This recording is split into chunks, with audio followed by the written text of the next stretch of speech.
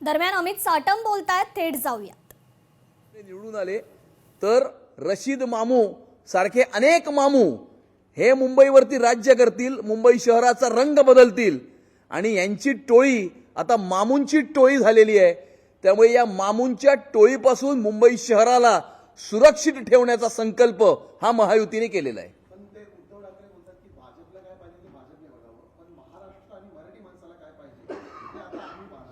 नाही, पण तुम्ही 25 वर्ष का पाहिलं नाही हा मराठी माणूस प्रश्न विचारतोय.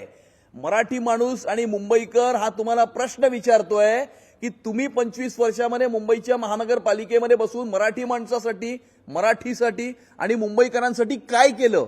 तुम्ही केलेलं एक काम दाखवा. आणि यांनी जर कामं केली असती तर आता यांनी हे सांगितलं असतं की आम्ही मुंबईच्या महानगरपालिकेमध्ये बसून हे केलं, हे केलं, हे केलं. हे तर हेही सांगायला तयार नाहीत की येणाऱ्या 5 वर्षात आम्ही मुंबईसाठी किंवा मराठी माणसासाठी काय करू. फक्त भावनिक आव्हानं, कुटुंबाची आव्हानं. मी त्यांना अति नम्रपणे सांगू इच्छितो की आपण एकमेकांच्या घरी सणाकरता जाता याच्यामध्ये मराठी माणसाला किंवा मुंबईकरांना काही इंटरेस्ट नाही.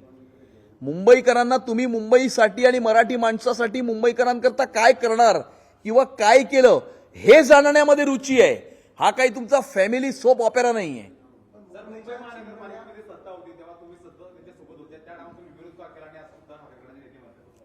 मुंबईच्या महानगरपालिकेमध्ये 3 मुख्य पदं असतात. महापौर पद असतं, स्टँडिंग कमिटी चेअरमन असतो, म्युन्सिपल कमिशनर असतो.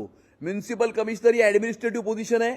25च्या 25 वर्षामध्ये उद्धव ठाकरेंचा स्टँडिंग कमिटी चेअरमन आणि महापौर हा महानगरपालिकेमध्ये होता.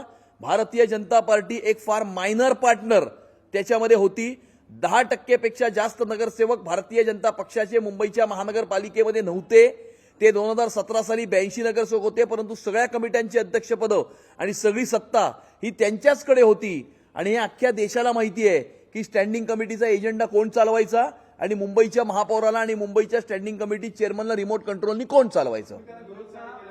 अनेक वेळेला आम्ही अनेक विषयांमध्ये विरोधी केलेला आहे. मी स्वतः नगरसेवक होतो. आम्ही स्वतः झाडं तोडण्याच्या विषयावरनं मला आठवतंय की आम्ही त्या ठिकाणी वॉकआउट केला होता.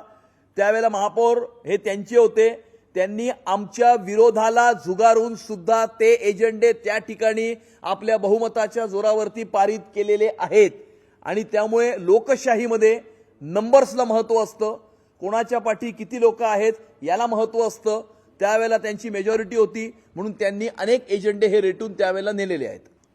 मुंबईचा महापौर मराठी होईल हे त्यांनी सांगण्याची आवश्यकता नाहीये. हे सर्वप्रथम मीच सांगितलं होतं. आणि त्यामुळे मुंबईचा महापौर हा मुंबईकरांचा महापौर असेल, मुंबईकरांनी ठरवलेला महापौर असेल. आणि त्यामुळे येणाऱ्या काळामध्ये मुंबईकरांनी त्यांचा स्वतःचा महापौर, महायुतीचा महापौर हा मुंबईच्या महानगरपालिकेमध्ये त्यांना भ्रष्टाचार विरहित प्रशासन देण्याकरता, मुंबई शहराचा विकास घडवण्याकरता, मुंबई शहराला या मामूंच्या टोळीपासून सुरक्षित ठेवण्याकरता विराजमान करण्याचा निर्णय मुंबईकरांनी केलेला आहे. मुंबईचे लचके यांनी मुंबईच्या महानगरपालिकेमध्ये तोडून बसून यांनी मुंबईचे लचके यांनी तोडले. मुंबई यांनी लुटली. कोविडच्या काळामध्ये यांनी भ्रष्टाचार केला. मुख्यमंत्री असताना हे घरामध्ये बसले होते, हे फेसबुक ऑनलाईन होते आणि त्यामुळे कोविडमध्येही यांनीच भ्रष्टाचार केला. त्यामुळे खऱ्या अर्थानं जर मुंबईला आणि मुंबईकरांना जर कोणी फसवलं असेल तर ते उद्धव ठाकरेंनी फसवलंय. महायुतीच्या 200 पेक्षा जास्त जागांवरती एकमत झालेलं आहे. उर्वरित 27 जागा आम्ही पेंडिंग ठेवलेल्या आहेत. कारण समोर कोण येतो हे बघून मग आम्ही ते 27 उमेदवार किंवा 27 जागा कोण लढणार हे आम्ही घोषित करणार आहोत. आणि म्हणून मला असं वाटतं की त्यालाच घाबरून त्यांनी आज त्यांचं जागा वाटप जाहीर केलेलं नाहीये.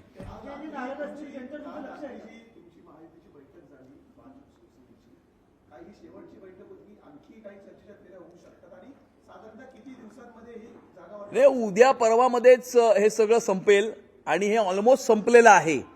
200 पेक्षा जास्त जागांवरती एकमत झालेलं आहे. आणि जसं मी सांगितलं की उर्वरित 27 जागा आमचं ठरलंय 27 मध्ये काय करायचं. समोर कोण येतो हे बघून आम्ही त्या ठिकाणी उमेदवार त्या ठिकाणी कुठल्या चिन्हावरती लढवायचे हे ठरवणार आहोत. आणि त्यामुळे आमची युती एवढी बळकट आहे की कोण कुठे लढणार याचा विचारही करण्याची आवश्यकता नाही. आम्ही विधानसभेच्या निवडणुकीमध्ये आमचे कार्यकर्ते धनुष्यबाणावर लढले, शिवसेनेचे कार्यकर्ते कमळावरती लढले.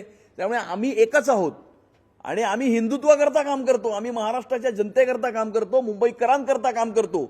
आम्ही स्वतःच्या कुटुंबाला वाचवण्याकरता काम अजिबात करत नाही.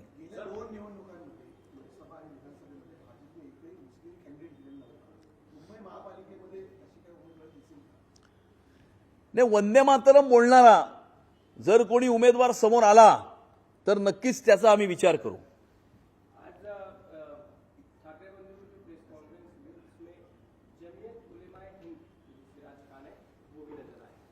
उन्होंने ठाकरे बंधुओं को समर्थन करने की घोषणा की. उन्होंने कहा कि तब तक हम वो पुराने